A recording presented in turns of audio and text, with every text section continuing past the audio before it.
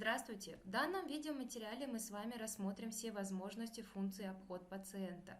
После входа в систему мы сразу же попадаем в меню обхода пациента. В предложенном списке необходимо выбрать вашего пациента для обхода.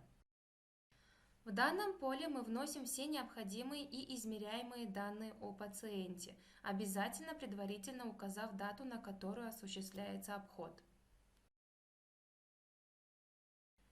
Некоторые поля имеют шаблонный метод ввода. Нажав предварительно на стрелочку вниз, вам будет предложен выпадающий список.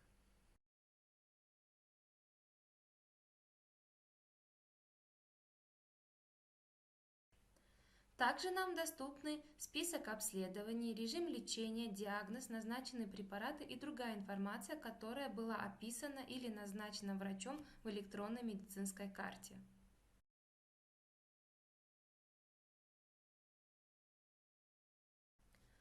В поле «Выдать препараты согласно назначению врача» вы можете отметить, что пациенту успешно выданы вами все препараты, которые были назначены врачом.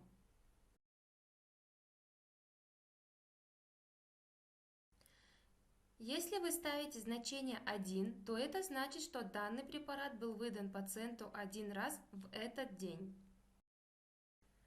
В случае каких-либо форс-мажорных обстоятельств, нажав на данное значение «Выдать препараты без указания врача», вы можете добавить необходимый препарат сами. Это будет отображено в электронной медицинской карте.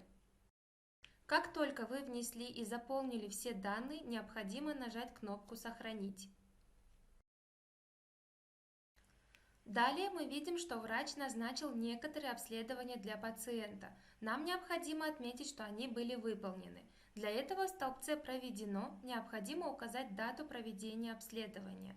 Нажимаем на значок, выбираем дату. После выбора даты нажимаем на кнопку «Добавить». Данный анализ успешно проведен и указана дата его проведения. Некоторые анализы проводятся на ежедневной, еженедельной или ежемесячной основе.